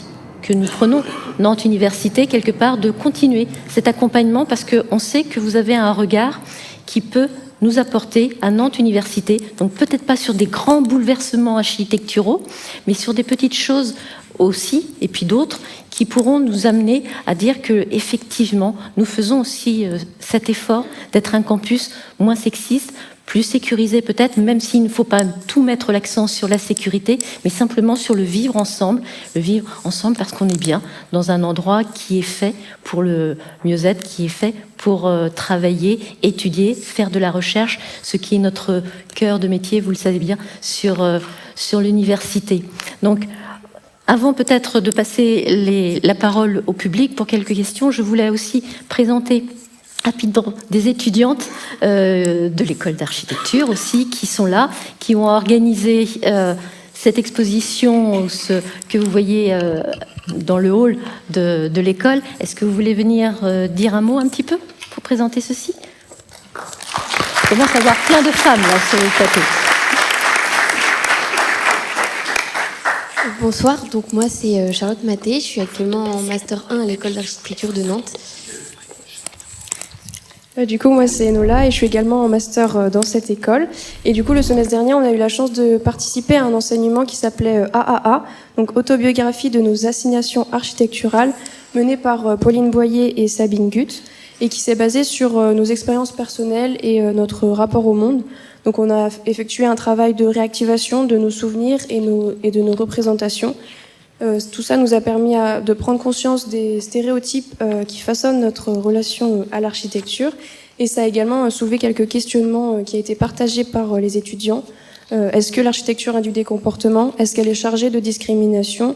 Est-ce que nos expériences spatiales passées construisent des attitudes de conception? Et enfin, comment, donc en s'intéressant plus particulièrement à l'école en tant que lieu de formation et de formalisation des futurs architectes, comment est-ce qu'il serait possible de déjouer les assignations qui nous sont faites et de déviriliser l'architecture? Donc pendant les différentes séances, on a cherché des manières pour retranscrire les assignations qu'on a pu observer au sein de l'architecture et de notre école autour du sujet donc des discriminations envers les femmes et les personnes étrangères. Donc pour cela, on a tenté de relever des phrases qui ont été envoyées à la CLAC. Donc la CLAC, c'est un collectif de lutte contre les discriminations qui est tenu par des étudiants et des étudiantes au sein de l'école. Donc les personnes qui sont victimes de discrimination peuvent témoigner auprès de ces étudiants et de ces étudiantes. Et on a aussi essayé de les combiner, ces phrases, avec des propos qui ont été diffusés sur le compte Instagram Ces phrases d'archi, et qui, eux, regroupent plutôt des propos discriminatoires dans toutes les écoles d'architecture de France. Donc on a enregistré ces paroles qui sont associées avec des vidéos qu'on a tournées au sein de notre école pour montrer les lieux dans lesquels ces phrases ont pu être dites. Et donc avec ce travail et ces recherches qu'on a fait pendant l'UET donc AAA, on a beaucoup plus pris conscience de ce qui se passait autour de nous, et notamment en échangeant entre nous, on s'est remémoré des phrases que certains professeurs masculins ont pu nous dire pendant notre licence, et aussi des comportements de professeurs masculins vis-à-vis des étudiantes qui ont eu lieu donc pendant nos cours. Et du coup, tout ce travail d'investigation au sein de l'enseignement a donné lieu à plusieurs installations qui ont été présentées lors du festival Être un homme, organisé par le théâtre nantais du Grand T et qui a eu lieu début février. Et les retours qu'on a eus de manière générale lors du festival, en ce qui concerne les personnes extérieures, c'était plutôt un étonnement, des personnes qui se demandaient est-ce que c'était encore d'actualité. D'autres qui étaient passés aussi par les bancs de cette école ne se rappelaient pas avoir entendu ce genre de propos ou observé ce genre d'attitude, mais témoignaient aussi qu'ils avouaient qu'ils n'y avaient peut-être pas prêté attention, et d'autres encore étaient convaincus que ça se passait autre part, mais pas ici. Et en ce qui concerne enfin les réactions des enseignants, on a observé notamment 2 réactions. Certains étaient tout aussi choqués que nous d'entendre ces propos qui ont été tenus dans l'école et qui sont aujourd'hui diffusés, en se demandant quels étaient les enseignants qui avaient pu les tenir, tandis que d'autres prêtaient plus attention finalement au dispositif qu'aux propos tenus, en disant par exemple « ça fait drôle de s'entendre parler par la bouche des étudiantes ». Et donc ce travail il nous a permis de traiter les sujets des assignations, discriminations et inégalités qui s'opèrent dans le cadre pédagogique des écoles d'architecture. Et donc de par cet enseignement, les conférences au sein de l'école et les témoignages qui sont accumulés donc sur le compte Instagram Ces phrases d'archi Tout ça, ça permet aujourd'hui d'ouvrir la parole sur un sujet qui n'était pas au centre de l'attention dans le passé et de favoriser la prise de conscience de notre génération sur ce qui se joue actuellement donc à l'école. L'école est un lieu qui n'est pas situé hors de la société, de son espace public. Donc notre travail il tend à rendre visible ce qui se joue aujourd'hui dans cet espace public et à réfléchir en tant que futur architecte à comment apporter des possibles améliorations et contribuer à toute forme d'émancipation envisageable. Merci. Et juste pour finir, ça nous posait aussi question de ce qui se passe au-delà de l'école, en lien avec la féminisation de la profession et du coup de tous les enjeux que ça sous-entend. Donc on vous invite à aller voir le dispositif quand vous sortirez de l'auditorium. Parfait, vous avez le mot de la fin, je crois qu'on peut les applaudir. Merci encore. Alors, juste avant de passer la parole au public, Mao voulait nous dire quelque chose aussi un petit peu supplémentaire. Merci beaucoup. Oui, juste parce qu'on a beaucoup parlé de violences sexistes et sexuelles. Moi, je voulais juste dire un mot sur un lieu que peut-être vous connaissez, mais ça me paraissait important de pouvoir vous le redire. À Nantes, il y a un lieu qui s'appelle Citadelle, qui est sur l'île de Nantes, boulevard Vincent Gage, qui est un lieu d'accueil et d'accompagnement des femmes victimes de violences, de toute forme de violence. Vraiment, on parle beaucoup des violences conjugales, c'est évidemment un sujet qui est traité, mais également des violences physiques, sexuelles, du cyberharcèlement, bref, l'ensemble des violences que vous pourriez avoir pu vivre. Donc, si jamais vous en êtes victime, si jamais vous connaissez quelqu'un qui en est victime, c'est un lieu qui peut vous accueillir et vous accompagner. Donc, n'hésitez pas surtout. Donc, on sait que la communication sur des choses qui existent comme ça est fondamentale. C'était le moment aussi de passer un message. Donc voilà, vous avez quelques minutes, peut-être pas énormément, hélas. Mais si vous avez des questions à poser à nos intervenantes, y compris sur celles qui sont retournées tout petitement dans les bancs du public, n'hésitez pas. Profitez de cette disponibilité des intervenantes, peut-être des choses que vous avez à dire, des constats que vous avez faits vous-même, des préconisations, des idées que vous auriez sur le sujet aussi de cet espace public non-genré. Voilà, là-haut, il y en a une. J'ai une question toute simple.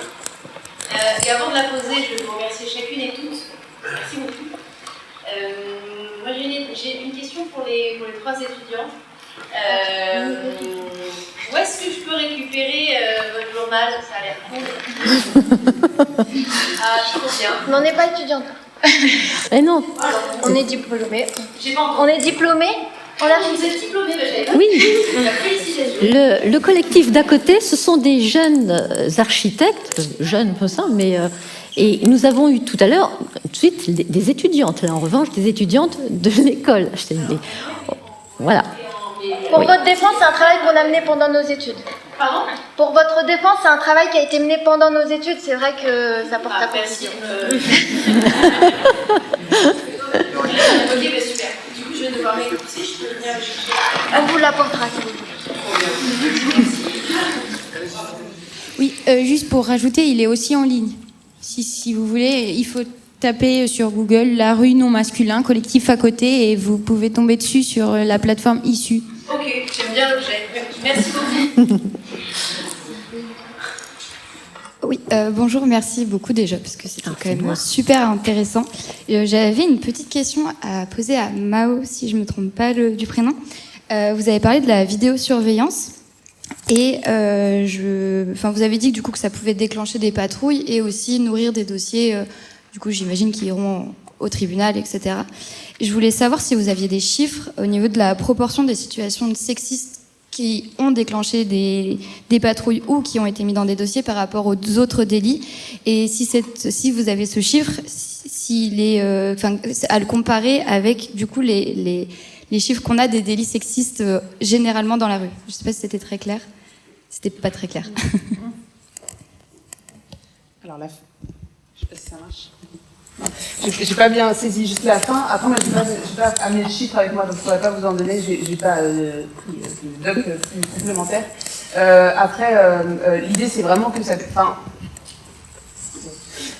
On sait qu'en fait, ça a pu être utile. Moi, je le sais, j'en ai pu échanger avec les équipes. Donc, l'idée, c'est aussi de se dire, à un moment, si ça peut ça a été le cas, être une intervention qui peut sauver la vie d'une femme, ou en tout cas vraiment changer ce moment clé. Moi, je considère qu'il y a un intérêt à ce qu'on puisse regarder à ce dispositif-là.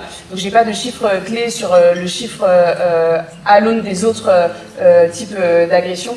Et puis, juste pour vous dire, quand on dit que ça peut venir nourrir une enquête, c'est le cas, ça peut l'être quand il y a plainte, et on sait qu'il y a très peu de plaintes, et qu'ensuite la question de la justice, elle est très compliquée. Donc, je minore pas ce sujet-là, bien évidemment, mais s'il y a des femmes qui s'enclenchent, qui lancent ce type de démarche-là, avoir ce type d'outils, ça peut être extrêmement utile pour elles dans les démarches. Merci beaucoup.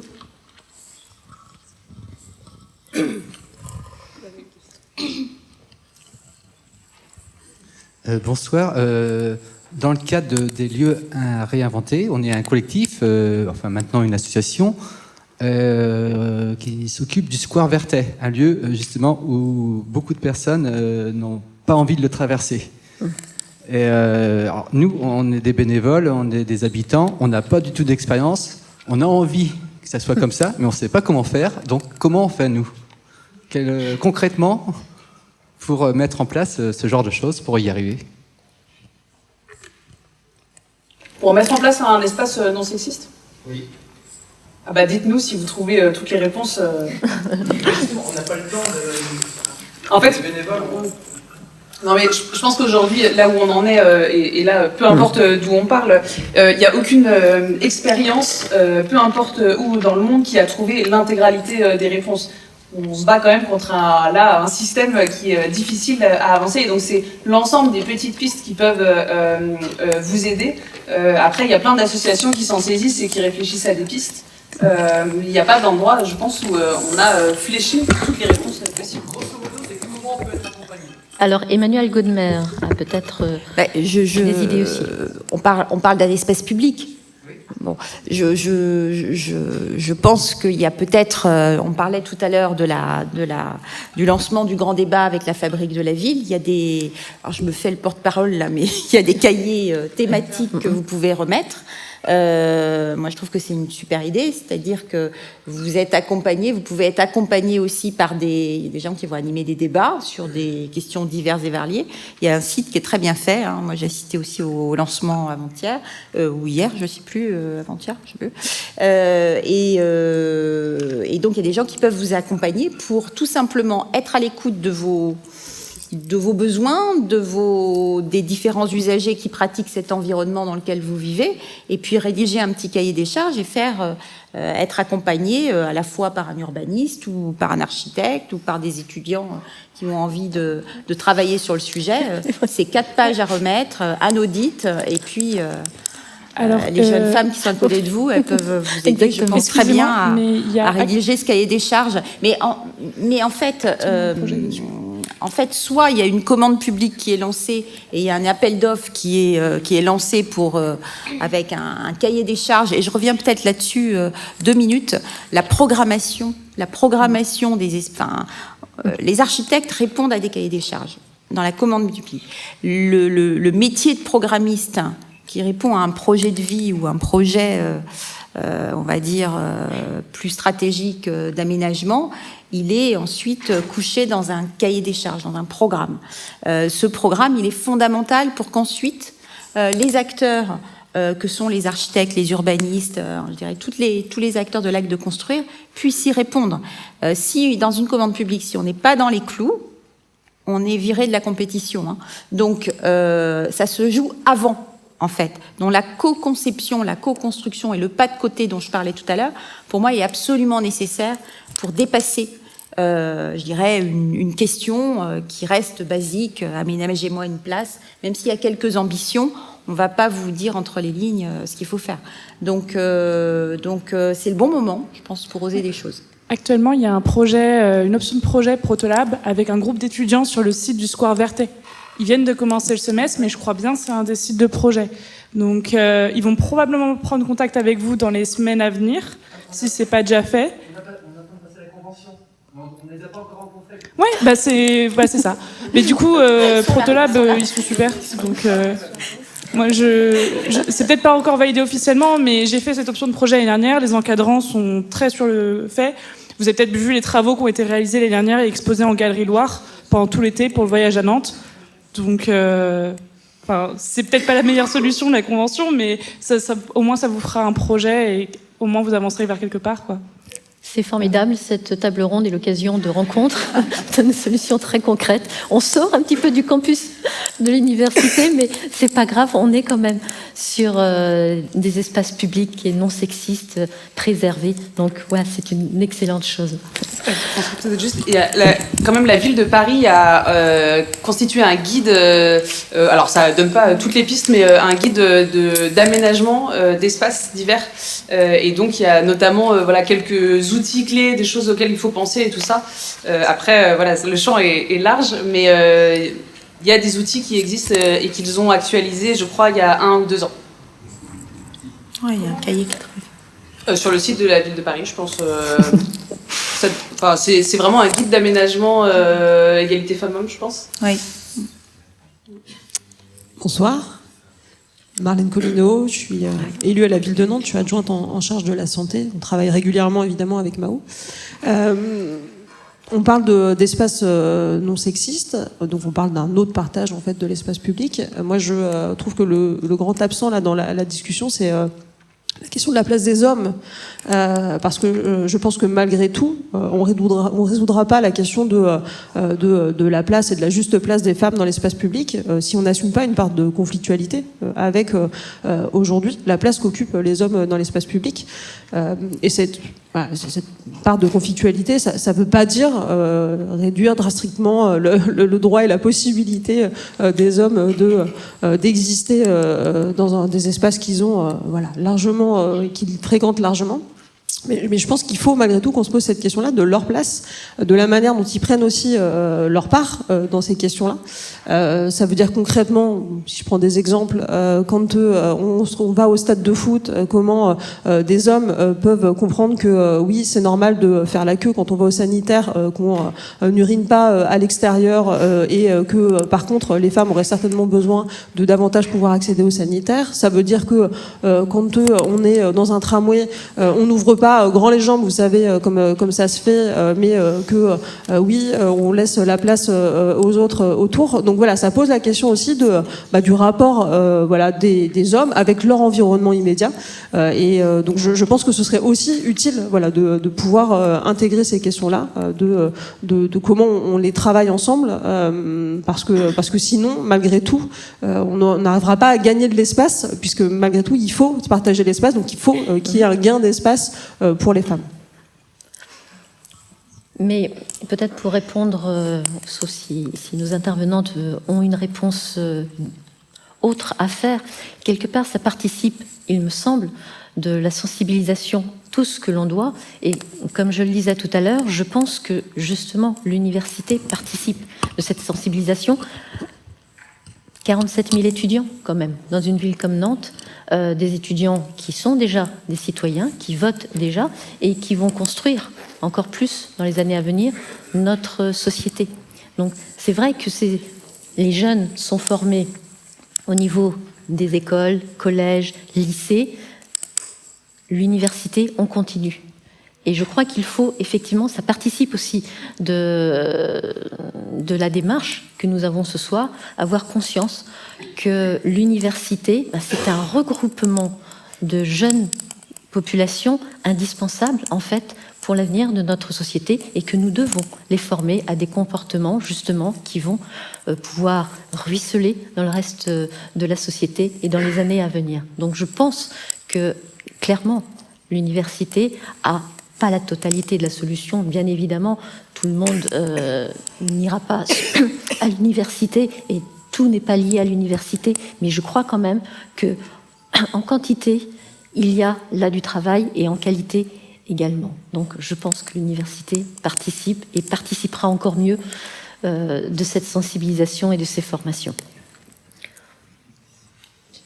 Moi j'avais une question toute simple. C'était à propos des données de santé publique pour bâtir les parcours dont vous avez parlé. Où est-ce qu'on pouvait trouver ces données et quelles sont ces données en fait, de quelle nature? Parce que donc vous avez parlé des toilettes publiques, je comprends bien l'idée, de quel type de données on pourrait parler concernant les toilettes publiques. Mais à part ça, de quoi on parle quand on parle de l'impact du contexte de la ville sur la santé? J'ai pas très bien compris ce que ça pouvait engendrer. Il y a la santé mentale aussi, mais voilà. Si vous pouvez En fait, malheureusement, ce que vous abordez là, c'est la question des données au sens large, de l'accès aux données. Malheureusement, aujourd'hui, on n'appuie pas sur un bouton en délimitant des critères bien ordonnés et on a la réponse. Donc, on a une multitude de guichets qui sont aussi bien publics que privés. Et puis, il y a des données auxquelles on n'accède pas. La CPAM a des données. Ici, on a une richesse à Nantes, c'est que les acteurs se parlent plutôt et on a plutôt accès à un certain nombre de données. Ces données, en fait, elles sont liées aux déterminants de santé suivant la définition de l'OMS. Il y a presque 200, un peu plus de 200, je crois, déterminants de santé. Et en fonction du territoire qu'on a à aborder, on peut interroger des déterminants de santé qui concernent l'environnement dans lequel on vit. Alors, ça peut être des données purement liées à la qualité de l'air, à la qualité de l'eau, des données liées aux pathologies qu'on peut rencontrer sur le territoire, qui peuvent elles-mêmes être influencées par d'autres facteurs. En tout cas, on a, pour vous répondre concrètement, c'est les déterminants de santé, suivant la définition de l'OMS, qui permettent d'interroger ces datas et qui ne sont pas... On n'appuie pas sur un bouton pour avoir un critère.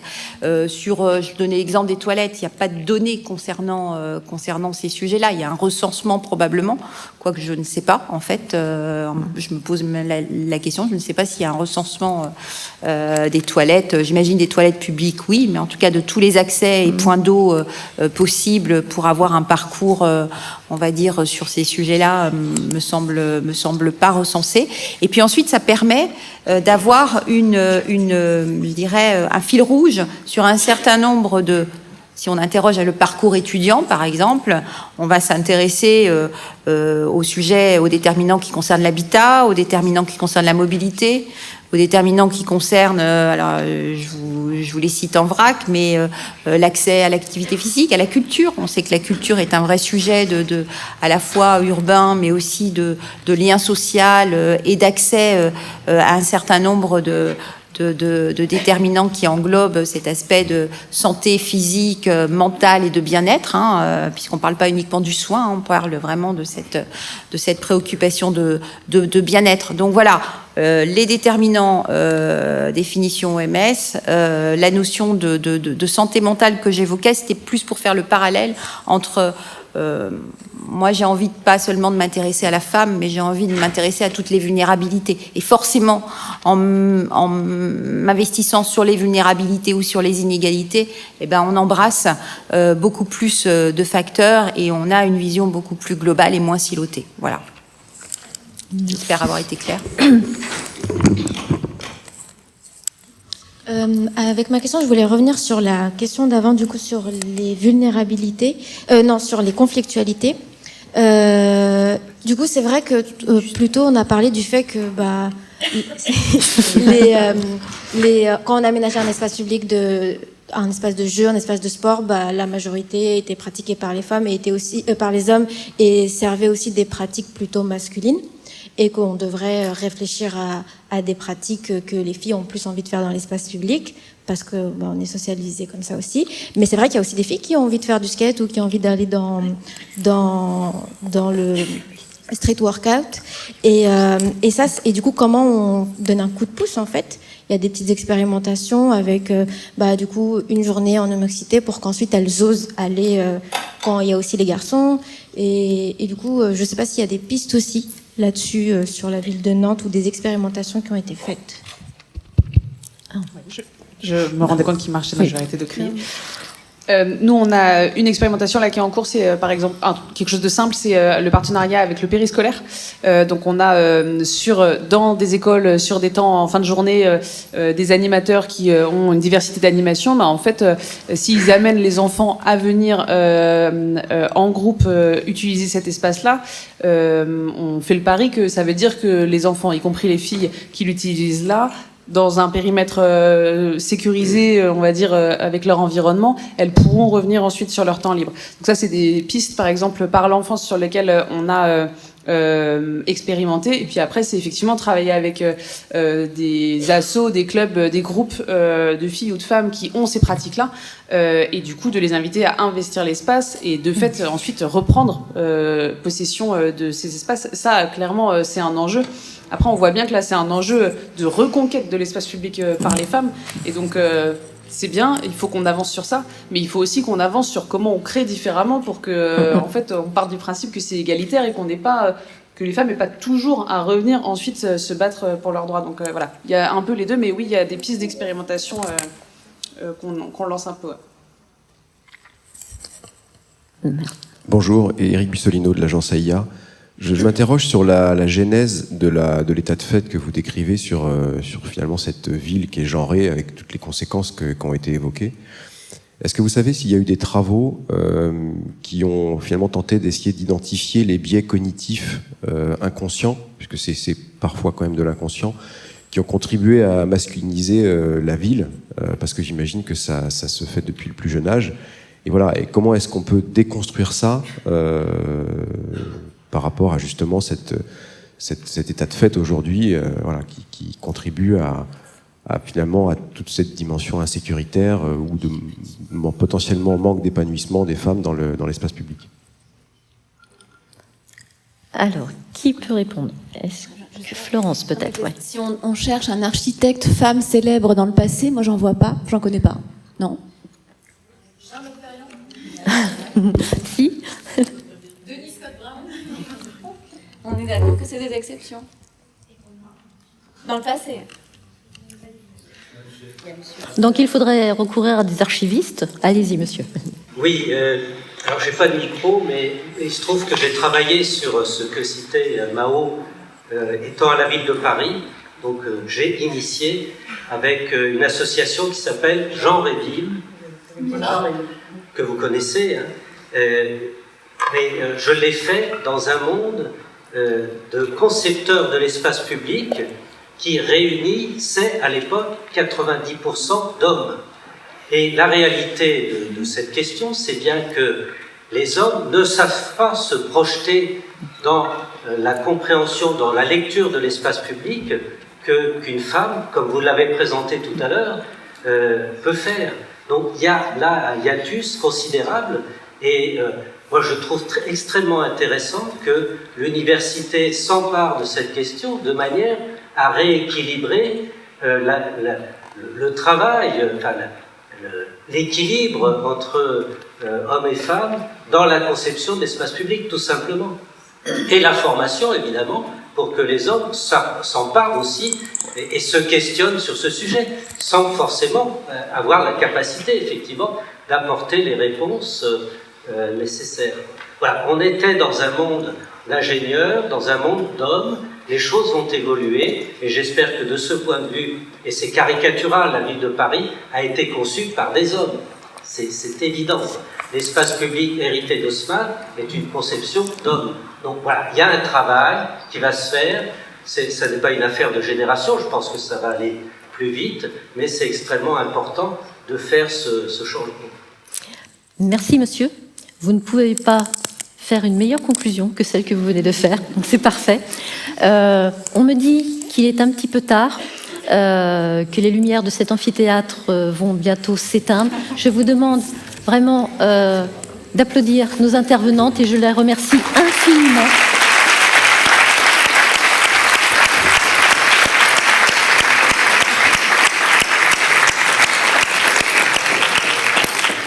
Vraiment, nos intervenantes là sur la table ronde, mais bien sûr, vous le savez bien, celles qui sont aussi dans la salle, les jeunes architectes professionnels et les étudiantes qui seront bientôt architectes aussi professionnels. Merci d'être venus et merci d'avoir entamé cette finalement réflexion. Vous avez bien compris qu'on commence un chemin qui sera peut-être pas si long, mais voilà, on le commence. Merci beaucoup, merci à vous mesdames, puis à la prochaine fois parce qu'on se revient.